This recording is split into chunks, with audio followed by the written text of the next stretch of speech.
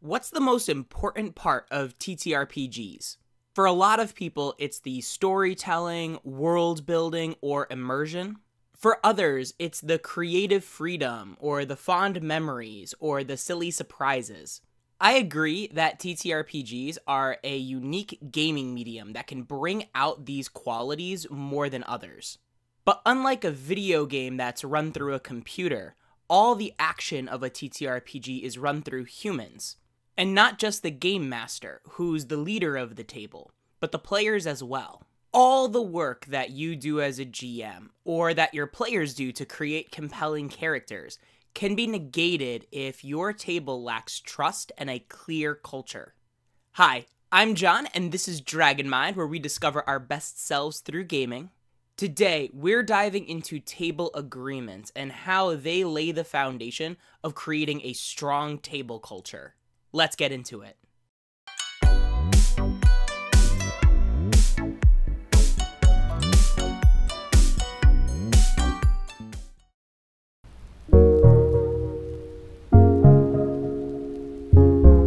Unlike other games that have a more strict procedure of play, TTRPGs are arbitrated by a game master that has the unique authority to bend, ignore, or create rules in order to fit specific situations. Because of this asymmetrical power dynamic between participants, and the fact that it's up to human judgment to determine how game mechanics resolve, a strong social contract is even more important in this kind of game than others. In other games, we may acknowledge etiquette or sportsmanship, but the kind of agreements we're talking about go even beyond etiquette into the fiber of the game's procedures. As the leader of the table, it's up to the game master to establish and enforce these agreements. While I believe that anyone can be a game master, I acknowledge that not everyone is going to enjoy that kind of responsibility, or do the self-work that's necessary in order to thrive as one. After all, game mastering is more about who you are than what you do. So, how do we build this social contract in a way that creates the most benefit? That's where our agreements come in. For our purposes, an agreement is kind of like a solemn promise. It's a clear, guiding promise that your players agree to upfront in order for everyone to have the best possible experience at the table. If you're playing with new players, just know going in that some of them are going to be more or less sensitive to these agreements than others. The key to creating a strong table culture is to model the behavior that you want to see. Again, players have their role to play, but it's up to the GM to communicate, uphold, and when it's appropriate, even adjust the agreements. Of course, before you start even expecting other players to follow agreements to create a strong table culture, you need to be upholding some personal agreements for yourself.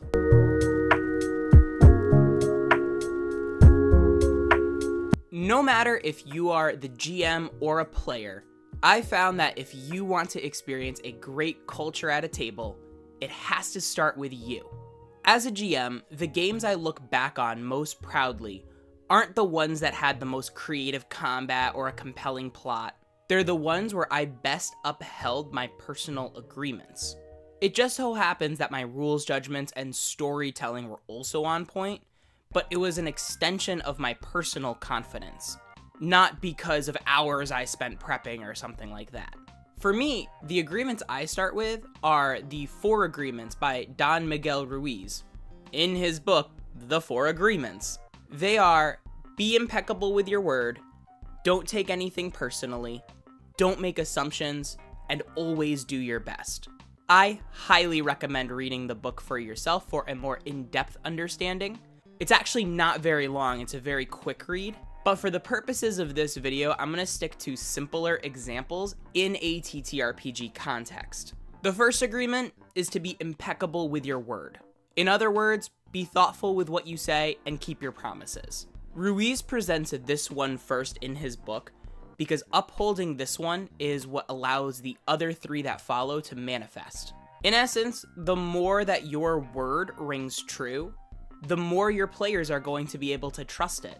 If you say a game is going to begin at 7 p.m., and everybody is sat down and ready to go at 6:50, you've kept your promise. For a lot of tables, that's a really little thing, but by keeping little promises, it lets you build trust over time so that eventually you can pull off some big story moments that really wow your players, that otherwise they wouldn't enjoy as much if they didn't trust that you had their back. On the flip side, I've seen how a lot of little broken promises can actually snowball into directly taking away from the narrative that the table is creating. I've seen it before where a player doesn't feel like the GM is listening to them. Maybe they hijack some part of their character's backstory and tread on their creative freedom. This leads that player to disengage. And so when the GM tries to pull off a cool story moment, emotionally they're completely pulled out of the moment.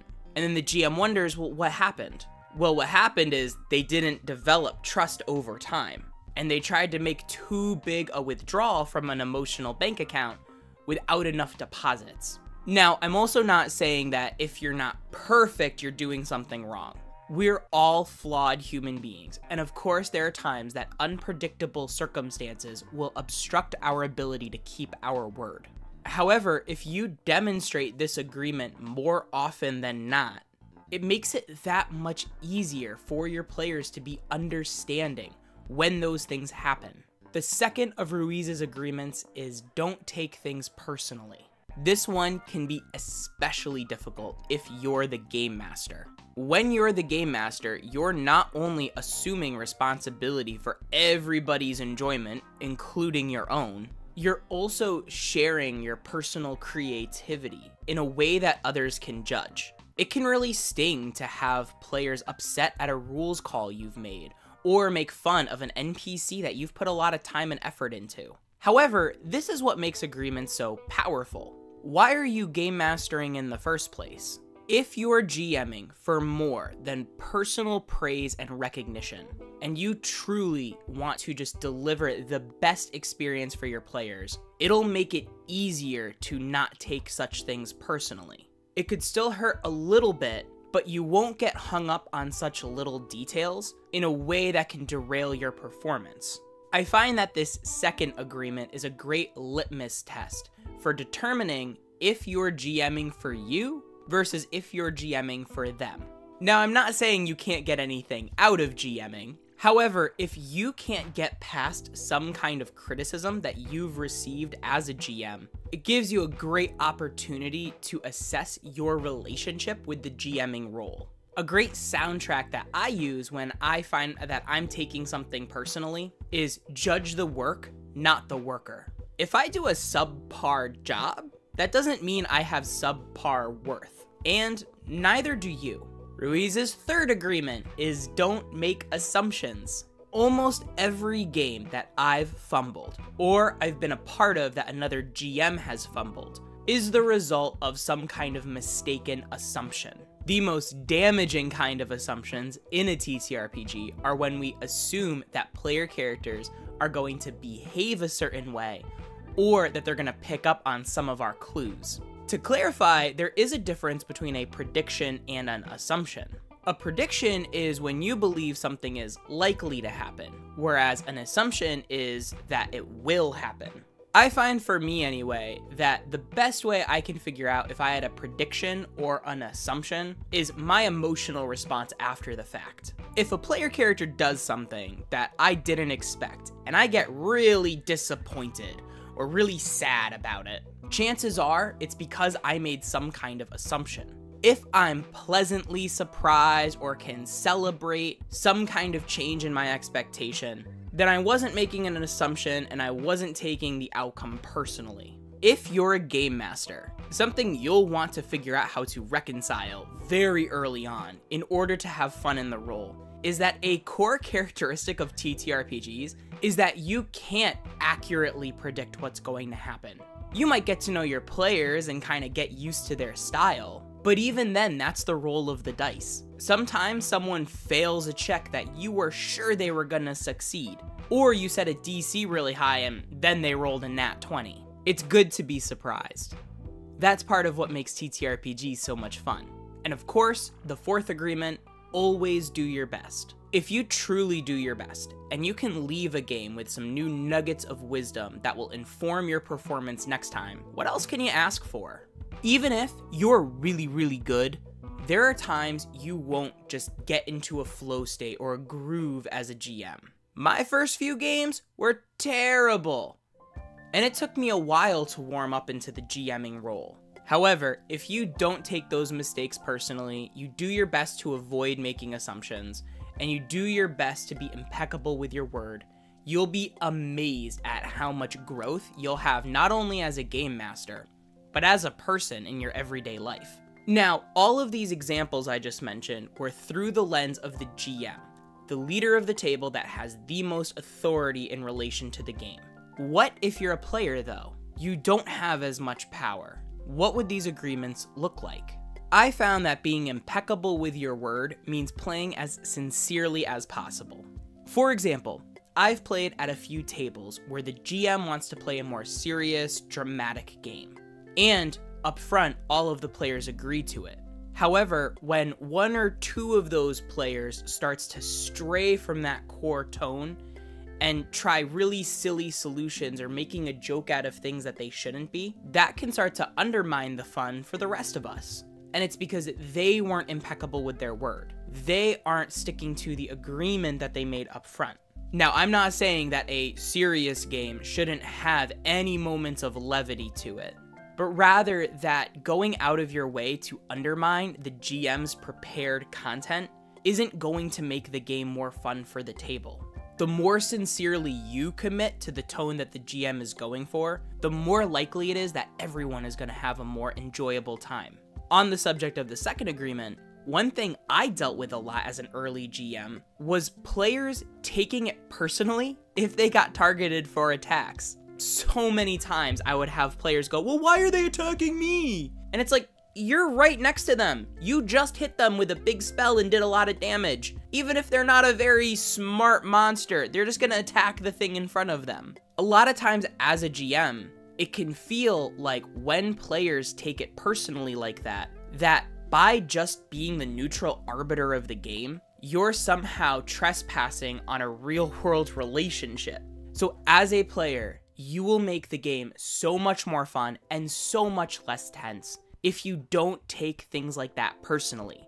You are playing a game of swords and sorcery. Your character could get attacked and could get hurt, could even die. There's actually a whole other topic to discuss with how to respectfully handle character death. But the core thing is, you want to separate your character from you, even if you have bits of your personality baked into your character. On this same topic for a second, as a GM, there have been times where I've seen GMs metagame in order to get the best possible result for their monsters. They'll quickly switch features, or if a player character has a specific weakness, like, I don't know, a low dex or con save, they'll make sure to only use those kind of spells or features on them. If you want to create a culture where none of the participants are taking such things personally, make it easy on your players to not take things personally.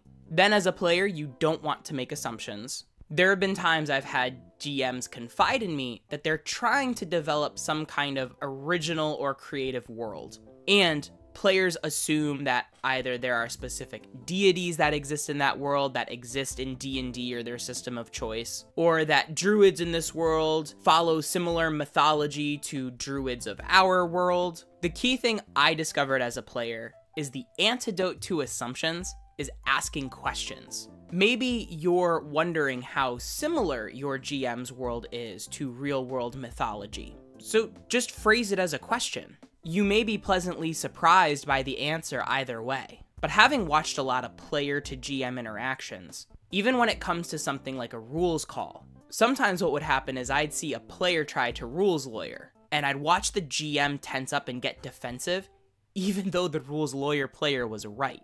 So one thing I learned to ask, rather than rules lawyering and saying something like, this is how this rule works, I would ask, the book says this is how the rule works, and is this the way that we're going to do it?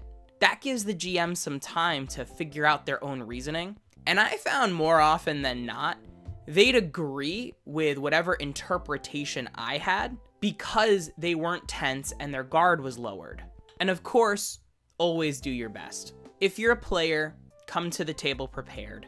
Have your character sheet filled out. Have some kind of working knowledge of your mechanics. If you have a question about something, reach out ahead of time rather than waiting until the session's about to start and then stall the rest of the session in order to get your question answered. Again, I'm not saying you have to have a perfect working knowledge of the game, but as best you can, put in the sincere effort to manage your character so that your GM's mental space will be freed to be able to facilitate the game for everyone. Now, while I find that adhering to your personal agreements can ensure as much happiness as possible with your experience, I found that games only move from great to excellent when everyone discusses explicit agreements about the table's dynamics, the interpersonal relationships rather than just the personal ones.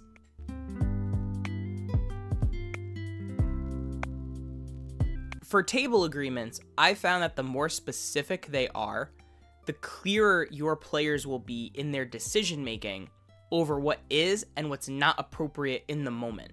For example, let's say you want to run a low magic, kind of grounded setting. Asking to be an ooze person or a bug person may not fit with what the GM envisions for the world. In terms of communicating the table agreements, I found that they tend to be the most effective when they are documented and accessible by all the participants at the table. I myself use a Google Doc that's shared with all of my players, and if one of the players starts to stray too much from our agreements, I can gently nudge them back and remind them of the things that make our game fun. As part of your table's agreements, feel free to share Ruiz's 4 agreements with them. Beyond them, though, I found a lot of success when I shared my vision for how I wanted my game to feel. And I don't just mean the aesthetic, but rather the dominant emotional experience they should expect. For example, the 3 core pillars of my current campaign are to have relaxed fun, a meaningful, immersive narrative, and for everyone to feel like we're playing fairly. No matter my world's history or mythology or aesthetic, if my players aren't relaxed and having fun, feel immersed, or that the gameplay is fair, none of those other things will matter. Again, I'm not saying that those pillars have to be locked in.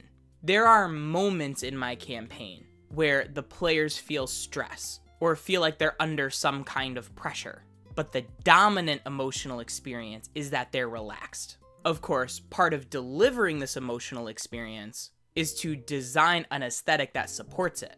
My current campaign takes place in a 1920s-like industrial setting. Most of the traveling is done by train, rather than hiking through dangerous woods. So a lot of times, while my players are en route from one location to another, they're in a safe area where they can have light conversations about each other's stories. How's the barbarian's relationship with the prince going? Are the Fey courts still in shambles? What about the economics of magic crystal? Even combat, most of the time, is measured and fair. In extension, to protect this core emotional experience, I also feel it necessary to discuss boundaries and safety tools. After all, a game isn't fun if it feels unsafe to play. You'll want to have an open and honest discussion about what is, and more importantly, what is not allowed at your table. Even topics that you would assume to be off limits at the table may not be as so off limits for others. A great tool for discussing this is lines and veils. A line is a hard boundary, something that isn't even mentioned at the table. A veil, on the other hand, is just a topic that might be introduced obliquely, or at the very least, when it's brought up, it should be done so with sensitivity. Everyone at the table, GM and player, are expected to respect these lines and veils. If they can't, maybe this table isn't right for them.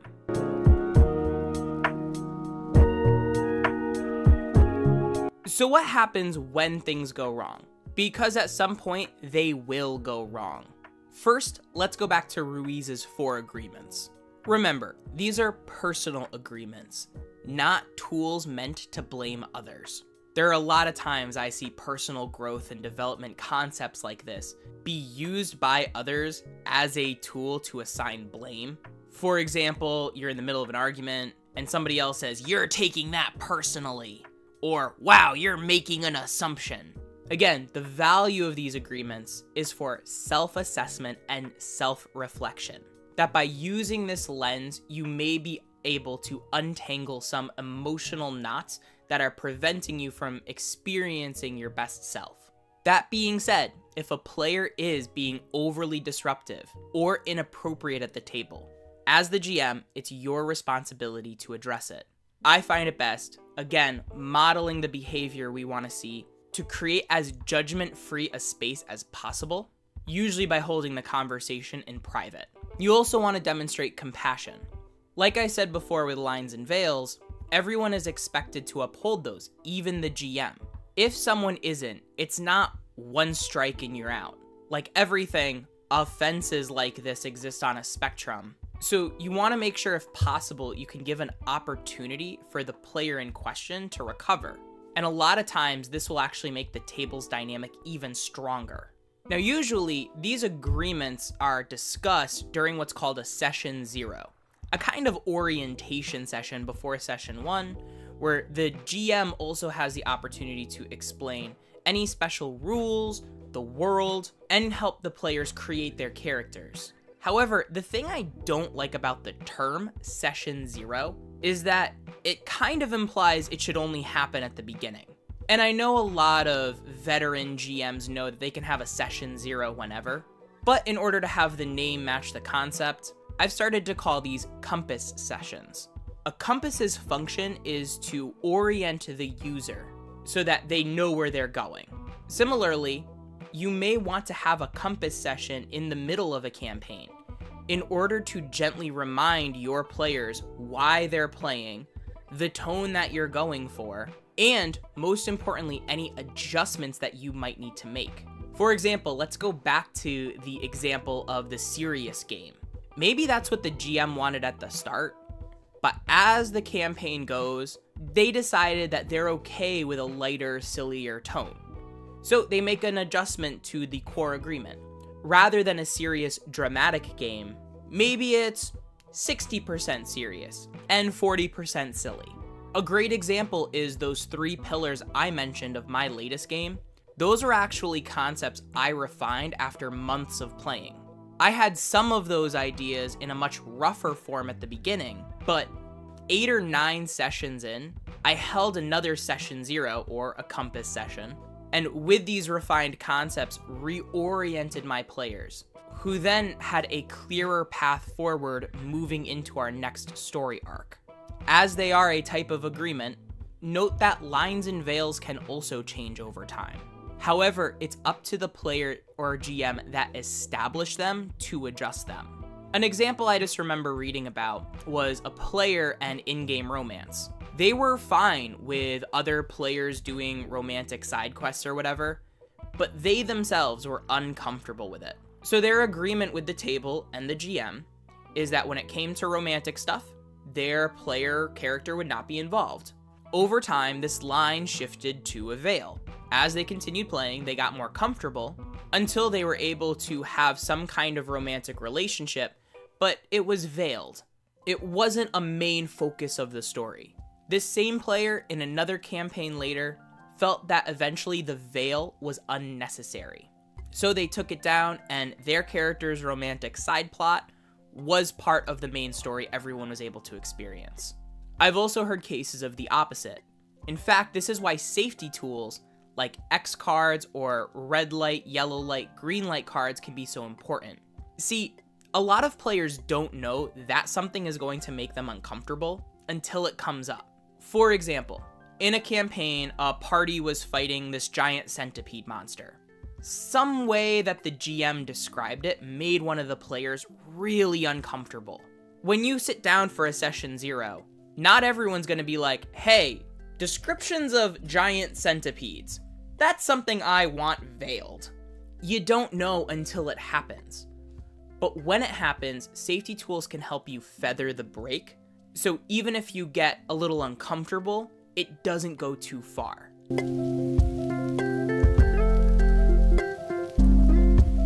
In my experience, on both sides of the table, I found that whats are less important than whos. What I mean is that a lot of TTRPG content covers what-based subjects. Things like world building, storytelling, rules judgments, that kind of thing. However, I found that if your table has a strong culture of patient, respectful, compassionate players, those whats can shift pretty dramatically, but the core experience, the fun everyone is having, stays the same. The stronger your table's agreements are, the stronger the culture is going to be, and the more resilient your table is going to be against any weather systems that pass through. So now I want to hear what all of you have to say. What are some agreements at your table? Are they tonal or emotional? Are there specific lines and veils that you've established? Let me know in the comments down below. Hit like, subscribe, and ring that notification bell. And remember, your story matters. Bye-bye now.